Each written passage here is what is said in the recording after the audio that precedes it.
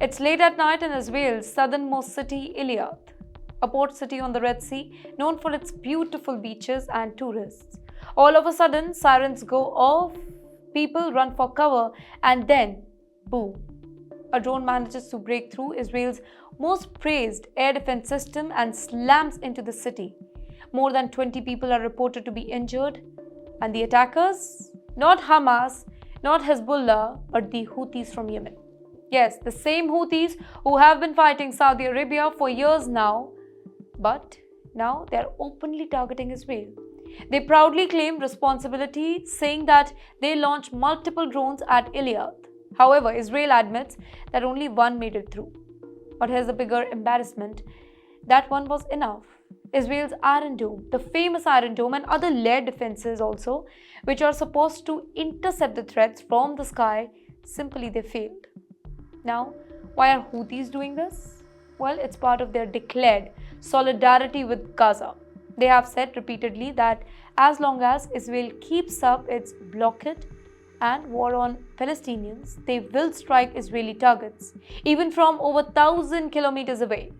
And it's not the first time. Since the Gaza conflict escalated, the Houthis have launched dozens of drones and missiles at Israel. Some have been intercepted, some were diverted, but a few have slipped through, proving that distance, well, it is no longer just a shield in modern warfare. Now, let's also remember that these aren't just homemade drones. The Houthis are backed, they are trained, they are armed by Iran.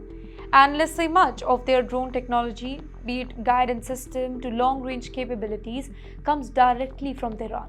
And that makes every successful strike on Iran just not the Houthi win, but an Iranian message.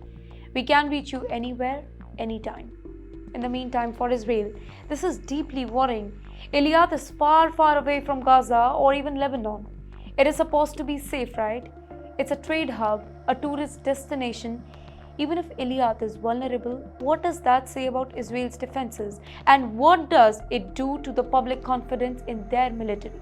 In the meantime, drone warfare has changed the game. These machines are cheap, easy to move, and hard to detect. A $2,000 drone can challenge a $50,000 interceptor missile. And that's an economic nightmare for any country, even one as advanced as Israel. And with the Houthis, who are multiplying their attacks, Israel faces a war that is not just on one border, but coming from the skies from multiple directions. So, here's the real story, ladies and gentlemen. This wasn't just one drone hitting one city.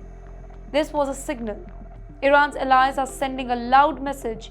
Israel defenses, they are not bulletproof, and the war, once thought to be limited to Gaza, is spreading across the map.